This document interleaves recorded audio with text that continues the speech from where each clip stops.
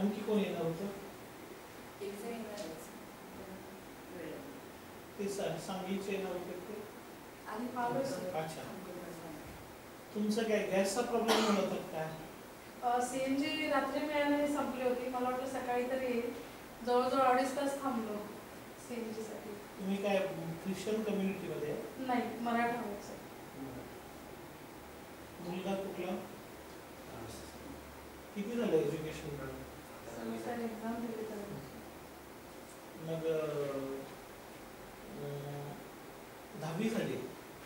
बरं, 10वी नंतर करायचं आहे? अच्छा, हॉटेल इंडस्ट्रीमध्ये काय यायचं आहे? कशाची आवड? आणि पप्पा काय करतात त्याचे? आर्मीला. रिटायरमेंट झाली नाही काय? 18 वर्ष. किती दिवस आहे? परत वाढवून घेणार आहेत का काय करणार? नाही सर, ऑलरेडी आता 4 वर्ष वाढवून घेतलेले. हां, त्यामुळे आता नाही घेणार. ठीक आहे. बसा. आणखी कोण तुमच्यातले? तुम्ही कुठून आलाय? अच्छा, तुम्ही किती झालं एवढं शिक्षण? कधी? 23 ला. म्हणजे मागच्या वर्षी झाले. किती मार्क्स आहेत? आणि कास्ट कुठली आहे? SC. तुम्ही सांगा, तुमच्याबरोबर कोण आलंय? अच्छा, तुम्ही दोघं आलाय? खानापूर. तुमचं काय रिलेशन? सक्का भाऊ आहे? आणि पप्पा काय करतात? वर्कशॉप. कसलं? फॅब्रिकेशन. किती झालं बघा एज्युकेशन? किती मार्क्स? आणि इंडस्ट्रीमध्ये काय यायचं आहे? हॉटेल इंडस्ट्रीमध्ये काय माहिती आहे? इंडस्ट्रीबद्दल काय माहिती आहे? काय माहिती आहे? कधी माहिती आहे? कोणतरी मित्र आहे तिथं काम करतोय किंवा काय असं काय? नाही. तुम्ही काय करणार आहे? कशात? आणि तुम्ही मुलाला काय टाकताय?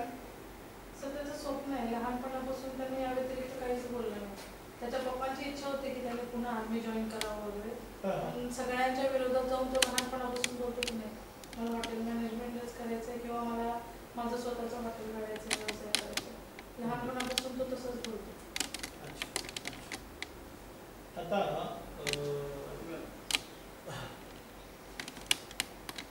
याचं जे स्वप्न आहे ते आता सगळ्यात महत्त्वाची गोष्ट लक्षात ठेवा की जे सांगली, सातारा आणि कोल्हापूर जिल्ह्यातलं एकमेव शिवाजी विद्यापीठाचं हे कॉलेज आहे आणि हे BSc इन हॉटेल मॅनेजमेंट आहे. हे रेग्युलर म्हणजे एकमेव आहे, हे दुसरं कुठलंही कॉलेज नाही. त्यामुळं मिलिटरीमध्ये भरपूर सरकारी नोकऱ्या असतात आणि त्यामध्ये सगळ्यात जास्त ह्याच्यामध्ये किचनमध्येही भरपूर नोकऱ्या. लक्षात आलं का? आणि त्या गोष्टी त्याची युनिव्हर्सिटी ही असल्यामुळं एकदम सोपं जातं, प्रायोरिटी मिळते. त्यामुळं तसं जर त्याला करायचं असलं तरी तो करू शकतो, त्याला कुठली अडचण नसते. सर आले का? आपण भेटलोय का? हां, चेहऱ्यावर लक्षात आलं. ठीक आहे, थोडा वेळ बसूया, करूया. हां, बरं. आता आपण सुरुवात करूया की बघा, सगळ्यात महत्त्वाचं या इंडस्ट्रीबद्दल पहिल्यांदा आपल्याला महत्त्व लक्षात आलं पाहिजे आणि त्याबरोबर इतर जे आताचे जे चॅलेंजेस आहेत मुलांच्या पुढं, की आज मुलं इंजिनिअरिंग करतात, डिप्लोमा करतो, त्याच्यानंतर डिग्री करतो, बरोबर आहे. तर अशा पद्धतीची ही जी काही मुलं करून सुद्धा पुण्यामध्ये, मुंबईमध्ये फारशा पगाराच्या नोकऱ्या लागताना दिसत नाही. सगळं सॅच्युरेशन झालंय, भरपूर गर्दी झाली त्या क्षेत्रामध्ये. मग दुसऱ्या अन्य काही भरपूर गोष्टी आहेत. कोण म्हणतं नर्सिंग करणार, कोण म्हणतं डी फार्म करणार, कोण म्हणतं बी फार्म करणार. आता डी फार्म बी फार्मची तर लोक अक्षरशः वैतागलेली आहेत म्हणजे त्या गोष्टी. इंजिनिअरिंगची ती स्थिती आहे, बाकीच्या सगळ्या क्षेत्राची स्थिती आहे. पण ही हॉटेल इंडस्ट्री जी आहे याला अजूनही जवळपास 4 कोटी स्किल व्यक्तिमत्वांची गरज. ज्या वेळेला तुम्ही इंजिनिअरिंग करता त्यावेळेला तुम्ही काय करता, कुठंतरी पुण्यात, मुंबईत, कोल्हापुरात नोकरी करणार, बरोबर आहे. पण ही एकमेव ही व्यवस्था अशी आहे की ही ग्लोबल आहे. तुम्हाला इतकी मागणी आहे की झटाझट रिझल्ट देऊन लगेच तुम्हाला एंट्री दिली जाते. म्हणजे तुम्ही काय ठरवणार आहे याच्यावरती हा विषय महत्वाचा आहे. पण आता मूळ मुद्द्यावरती मी येतोय ते म्हणजे हे कॉलेज चालू झालंय ते मी स्वतः 1994ला मी स्वतः छोटासा ढाबा चालू केला आणि त्या ढाब्यातून मी कोट्याधीश झालो. आणि अशी आपण मुलं भरपूर घडवू शकतो हा उद्दिष्ट ठेवून हे कॉलेज उभा केलं. त्याचा काय दुसरा उद्दिष्ट नाही. आज 17 वर्ष पूर्ण झाले त्या कॉलेजला आणि पश्चिम महाराष्ट्रातलं सगळ्यात मोठं म्हणजे या बिल्डिंग पासून हायवे पर्यंतची ज्या सगळ्या बिल्डिंग्स आहेत त्यामध्ये मुलं प्रॅक्टिकल करणार आहेत, बाकीच्या गोष्टी करणार आहेत, शिक्षण घेणार आहेत किंवा अन्य काही गोष्टी करणार आहेत. हे 24,000 स्क्वेअर फीटच्या बांधकामात, 2400 नव्हे. काही कॉलेजेस तर 500-600 स्क्वेअर फीट मध्ये तुम्हाला सांगतात की मी असं करतो, ती तसं करतो. पण ही गोष्ट लक्षात ठेवा, 24,000 स्क्वेअर फीटच्या बांधकामामध्ये फक्त हॉटेल मॅनेजमेंट कोर्स आहे आणि त्या पद्धतीनं या कॉलेजची व्यवस्था त्याच दृष्टीनं सुरू केली. आता मूळ मुद्द्यावर येतो की हॉटेल इंडस्ट्रीचा हार्ट काय आहे तर किचन. लक्षात आलं का? ज्या वेळेला आपण या विषयावरचा विचार करतो, ज्याला कुणाला किचन मध्ये काम करायचं आहे ह्या व्यक्तीला त्या कॉलेजमधून किती मिळतं हा महत्वाचा विषय. बघा लक्षात ठेवा, मी फार महत्वाचं बोलतोय आणि हे तुमच्या लक्षात राहणार आहे. मी अख्ख्या देशात नाही तर जगात आपल्या एवढ्या रेसिपी देणारं कुठलंही कॉलेज नसणार आहे हे लक्षात ठेवायचं. प्रॅक्टिकली समजते का मी काय म्हणतोय? तर त्याच्यासाठी आम्ही आत्ताची जी व्यवस्था आणली आहे की एका विद्यार्थ्याला म्हणजे रेग्युलर कॉलेजेस काय करतात तर 60च्या दरम्यान रेसिपी असतात अभ्यासक्रमाच्या दृष्टीने. तेवढे दिले की तुम्हाला काय सांगतात ते, असा जर काय तुम्हाला प्रश्न तुम्ही विचारला तर ते काय सांगतात की बरोबर आहे इथं एवढंच दिलं जाणार आहे आणि तुम्ही काय करा तर तुम्हाला आम्ही 4 स्टार 5 स्टारला पाठवणार नाही का, मग आपल्याला तिथं मिळणार ना तुम्हाला सगळं. तर लक्षात ठेवायचं आपण त्यांची जावई नाही आहे, ही मुलं त्यांची जावई नाही आहेत, ही घरची लेक नाही आहे त्यांच्या, म्हणजे त्यांना म्हणतील त्यांना शेफ ठेवतील या तुम्हाला शिकवतं वगैरे असलं काही नसतं. आणि तिथं मुलगा मुलगी निगेटिव्हिटीला जाते. ते म्हणतात तुला काय अक्कल विक्कल आहे, कुठल्या कॉलेजमध्ये शिकलायस, तुला येतं का काय, कशाला पैसे घालवत बसला होतास, त्यापेक्षा इकडं डायरेक्ट आला असतास तर बरा झाला असता. अशा पद्धतीची जी व्यवस्था असते कळतंय का? तर कॉलेजची नैतिक जबाबदारी असली पाहिजे की त्या मुलाला प्रोडक्शन मध्ये सगळ्यात चांगली डेव्हलपमेंट करून देणं. तर मी तुम्हाला सांगतो आतापर्यंत आम्ही 50 रेसिपी अभ्यासक्रमात असतात, 120 रेसिपी आम्ही सांगत होतो आम्ही देणार म्हणून आणि आम्ही ते 200 पर्यंत नेत होतो. पण आता या वर्षाच्या बॅचला आम्ही प्रत्येक वर्षाला जवळपास 500 रेसिपी देणार आहे. लक्षात येतंय का? तुम्हा सगळ्यांना सांगतोय लक्षात ठेवा, जे पण तुमचे मित्रमंडळी जवळची लोक कुठलीही 4 स्टार 5 स्टार मध्ये असतील त्यांना कुणालाही सांगतोय हे नुकतं कामापुरतं नव्हे, आमच्याकडं जे पण स्टाफ आहे तो 3-3, 4-4, 5-5 वर्ष 5 स्टार मध्ये शेफ म्हणून काम केलेलं. तुम्ही जगातलं कुठलेही रेसिपी तुम्ही सांगायचं, तुम्ही म्हटला माझा 5 स्टार मध्ये एक मित्र आहे, शेफ आहे, आणि त्याला सांगायचं की बाबा कुठली रेसिपी मी ह्या कॉलेजला सांगावी, म्हणजे ते आपल्यालाही करतील. बाहेरचा माणूस नाही येणार हो का करायला, तो आमचीच माणसं करणार. तर लक्षात ठेवायचं आहे, असं असणारं हे पहिलं कॉलेज आहे. पूर्ण वेळ प्रॅक्टिकली डेव्हलपमेंट करून देणारं आणि सुंदर पद्धतीनं तयारी करून देणारं हे कॉलेज आहे. समजलं मी काय म्हणतोय? लक्षात आला विषय? 500 रेसिपी 4 वर्षात जवळपास 2000 रेसिपी पर्यंत तुम्ही पोहोचणार. म्हणजे रेसिपी मध्ये काय काय नाही येणार, तर तुमचं बेकरी येणार आहे, कन्फेक्शनरी येणार आहे, तुमचं काय म्हणूया आपण त्याला, कॉकटेल मॉकटेल्स येणार आहेत, इंडियन चायनीज येणार आहे, थाय, मेक्सिकन, इटालियन, जे काय कॉन्टिनेंटचे सगळ्या विषय असतील ते असतील, जॅपनीज, अमेरिकन, बाकीच्या पद्धतीच्या विशेष. म्हणजे मी तुम्हाला ओपन चॅलेंज देतो की कुणी 500 रेसिपी करून देऊ शकता का, एवढं फक्त बघायचं. कारण मी या गोष्टीमध्ये मी स्वतः शेफ असल्यामुळं मला माहिती आहे. येतंय लक्षात? मी असा व्यक्ती नाही आहे की कुठंतरी मनात आलं कॉलेज काढूया आणि आपण हे करूया, असं नाही आहे. मी एका दिवशी 180 किलो आट्याच्या रोट्या मारलेला माणूस आहे. लक्षात आलं का?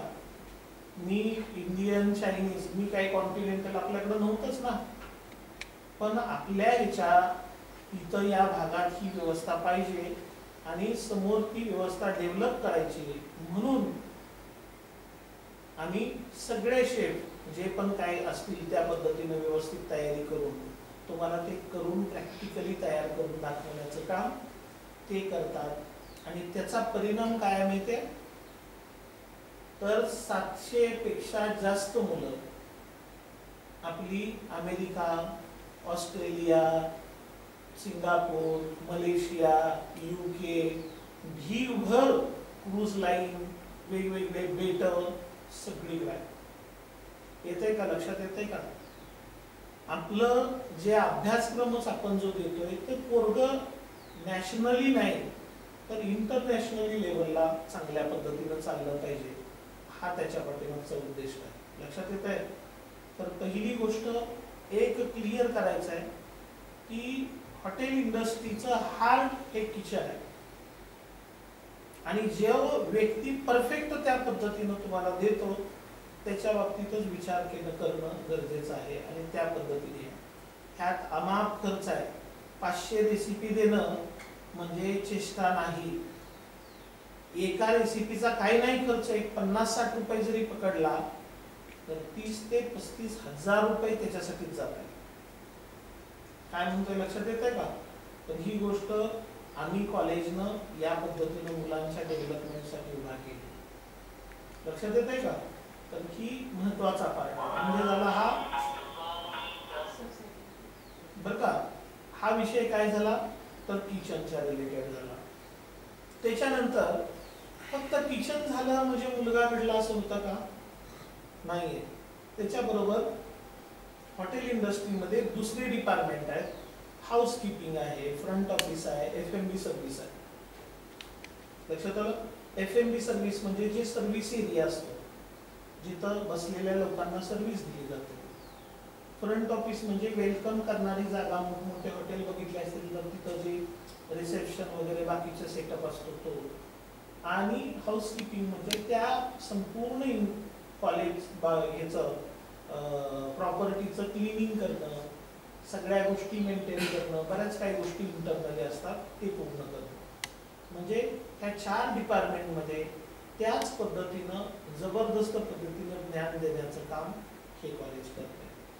पण लक्षात ठेवा, आमचा कामाचा जोर हा 70% कशाचा असेल तर किचनचा असेल. कारण तिथंच त्याची घडवणूक आहे. मी तुम्हाला सिरियसली सांगतो, एक जनरल मॅनेजर कधीही एक शेफ होऊ शकत नाही. पण 108 जनरल मॅनेजर आरामात होतो. लक्षात आलं का? ती गोष्ट डोक्यात ठेवा आणि त्या पद्धतीने आपल्याला काम केलं पाहिजे. त्या पद्धतीची मानसिकता असली पाहिजे. माझ्याकडं चांगली मानसिकता असणाऱ्या लोकांनीच यायचं आहे. ज्याला करायचं आहे त्यांनी यायचं आहे, टाइमपास करणाऱ्याने यायचं नाही. लक्षात आलं का? तर ही गोष्ट पहिली डोक्यात ठेवा. दुसरा महत्वाचा जो विषय आहे तो म्हणजे काय? तर संस्कार. पोरग तुमचं 2 लाख रुपये पगार घ्यायला लागला अमेरिकेत जाऊन आणि दारुडा झाला, चालतंय? कुणाला चालेल?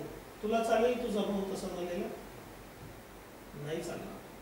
तर लक्षात ठेवा, आतापर्यंत आम्ही काय करत होतो, तर जर कुणी व्यसनी भेटलाच तर त्याला आम्ही डायरेक्ट रस्टिगेट करत होतो. आता आम्हाला बंधन आहे. बंधन म्हणजे काय असतं की गव्हर्नमेंट युनिव्हर्सिटीमध्ये आपण गेलो की ते काय म्हणतील ते म्हणत नाही, ते म्हणतील की 18 वर्षानंतर कुणीही दारू पिऊ शकतो, तू काढणार आपण, बरोबर की नाही? तर आम्ही काय करतो, आमच्या हॉस्टेलमधनं सुद्धा त्याला उचलतो आणि बाहेर टाकून देतो, तू तिकडं काय करायचं ते कर. म्हणजे इथं जी आहे ती परफेक्ट शुद्धता येतंय लक्षात? त्या पद्धतीचंही आहे. मुलींच्या बाबतीत तुम्हाला आत्ता फक्त यावर्षी हॉस्टेलची व्यवस्था, गावात भरपूर 10-12 हॉस्टेल आहेत, पण पुढच्या वर्षी आपल्याच कॅम्पसमध्ये तुमची बिल्डिंग तयार होते. 1च वर्षाचा वेळ राहिलाय, बाकीचं त्यांचं कामकाज चालू होतं. तुमच्या जवळपास 60 मुलींची व्यवस्था इथं, ते प्लॅन वगैरे पण तयार झाले, पण बांधकामाला वेळ लागेल किंवा तुम्हाला दिवाळीच्या सुट्टीनंतर पण कदाचित ते पॉसिबल होईल. पण मी त्याच्याबद्दल काही सांगत नाही. पण मुलांच्या बाबतीत इथं काय आहे, सध्या ती व्यवस्था आहे. मुलींचे हॉस्टेल जवळपास 12-13 आहेत गावात. तिथं बी फार्म आहे, रेग्युलर कॉलेज आहे, त्यामुळे भरपूर गर्दी आहे मुलांची, काय अडचण नाही. आता या सगळ्या ह्याच्यामध्ये अशा पद्धतीनं होतं काय लक्षात ठेवायचं, जर चांगली मुलं असतील तर त्याला काय होईल की व्यसनापासून बाजूला जायला मदत होईल. आपण हे काय करतोय, प्रयत्न करतोय, बरोबर आहे? मी काय गॅरंटी देत नाही, पण त्याचा प्रामाणिक प्रयत्न करतोय. आज विद्यार्थी असेल, विद्यार्थिनी असेल, तुम्हाला कधी ना कधी तर त्याचा हात सोडायचा आहे. पण दुसऱ्याच्या हातात, ज्या हातात तुम्ही देताय तो हात जरा पण थोडाफार व्यवस्थित पाहिजे ना, की बाबा जिथं जातंय तिथं तर व्यवस्थित आहे का?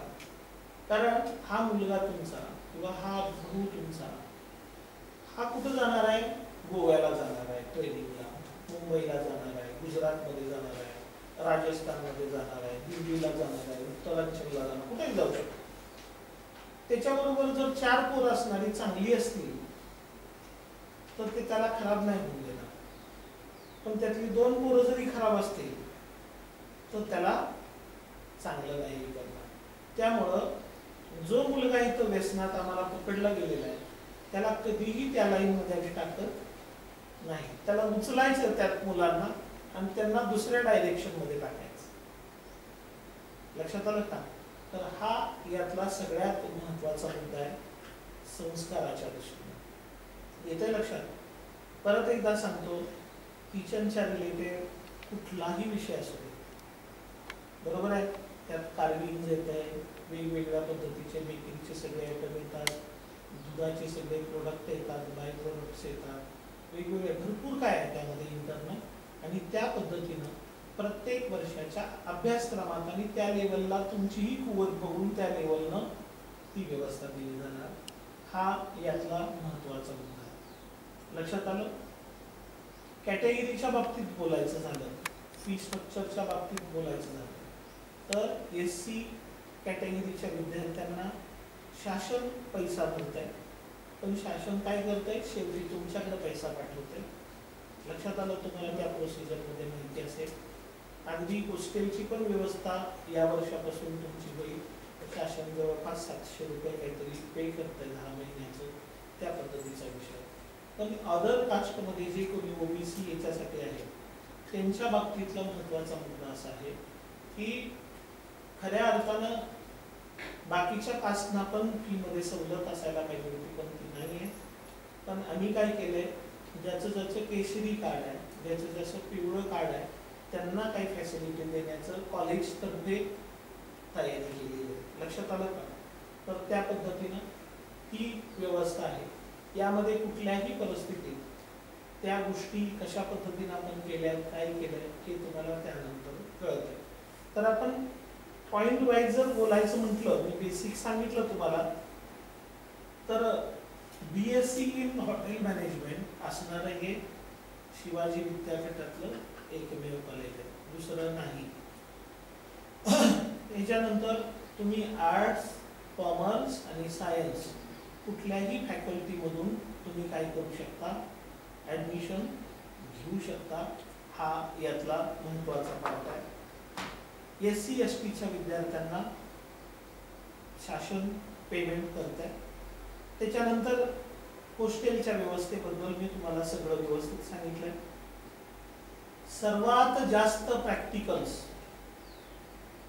फक्त महाराष्ट्रात नाही, देशात नाही, तर जगात सगळ्यात जास्त प्रॅक्टिकल देणारं हे एकमेव कॉलेज असणार आहे. लक्षात ठेवायचं.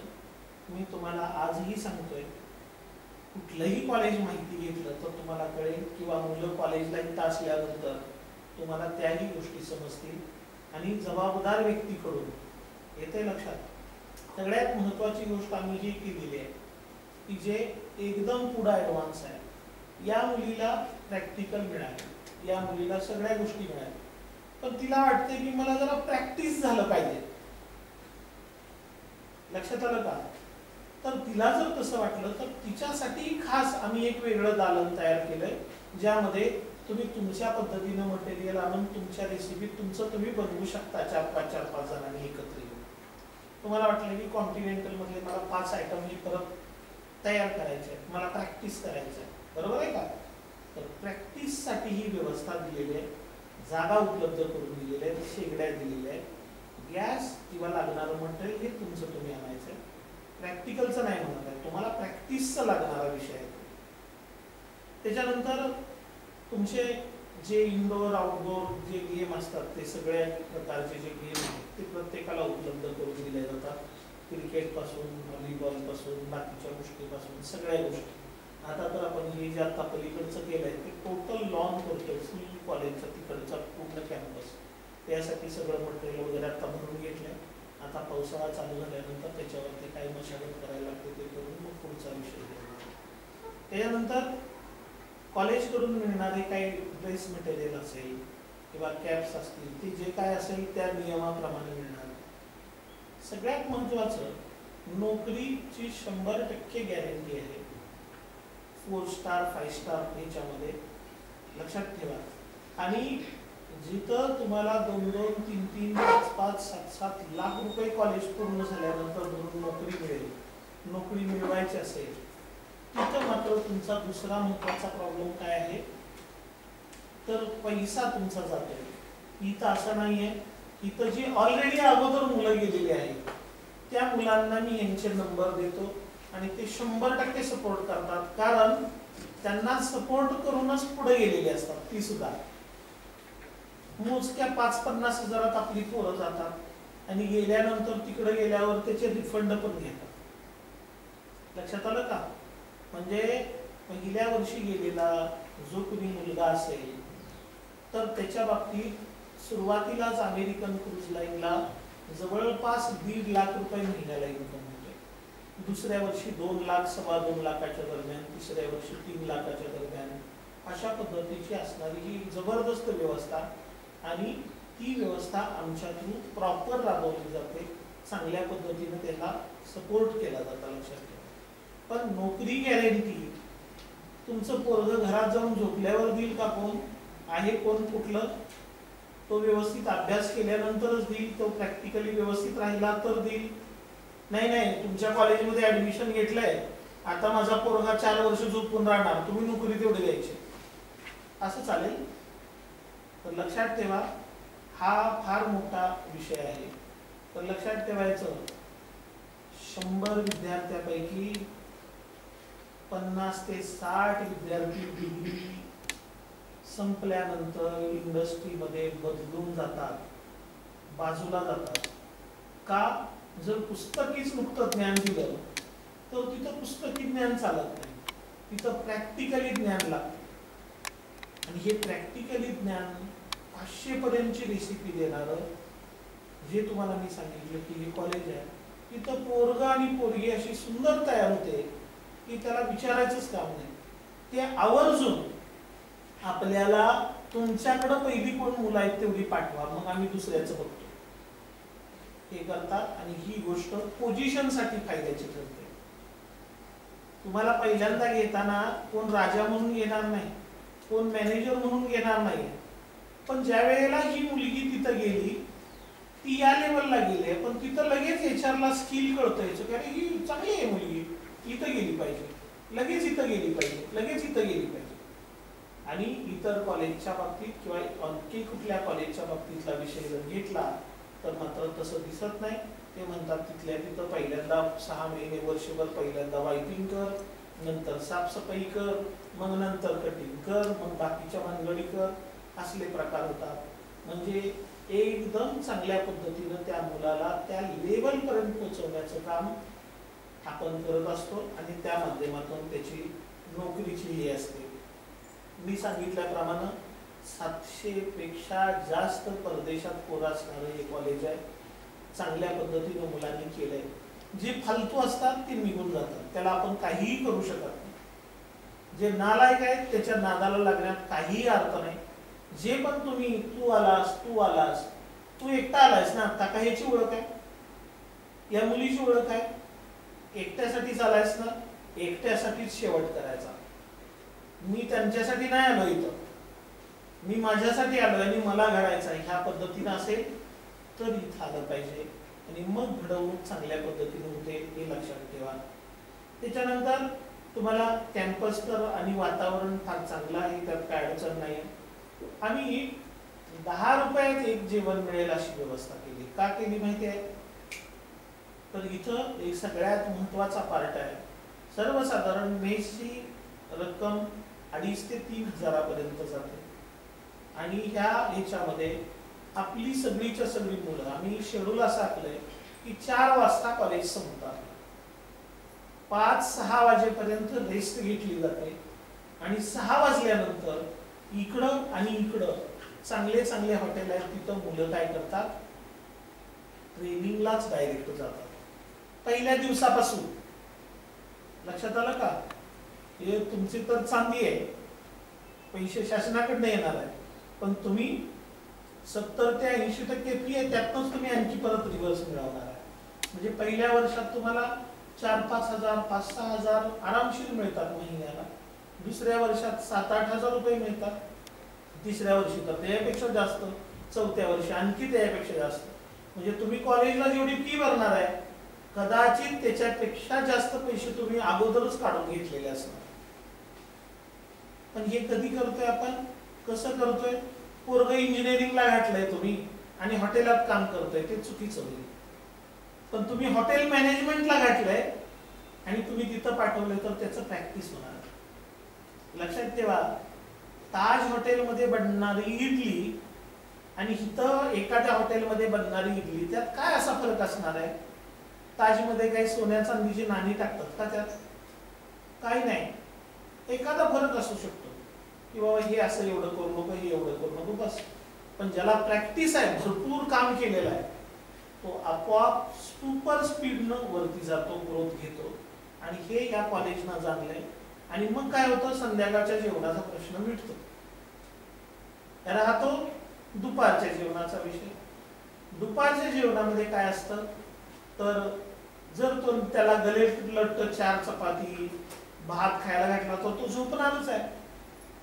मग आम्ही काय केलंय की हॉटेलमध्ये एक फुल राईस येतो की नाही, तेवढी प्लेट आणि त्याच्यावरती डाळ किंवा आमटी.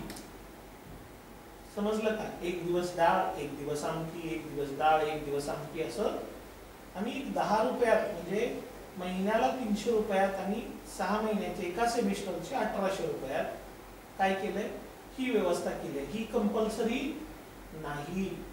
तुम्ही म्हणला नाही सर माझ्या पोराचं पोट भरत नाही, त्याचा हाल होत आहे, तर ताई तुम्ही आपलं भरपूर मेस आहेत तिथं सांगा, त्याचा डबा येईल, तसं तो जेवेल, काय हरकत नाही.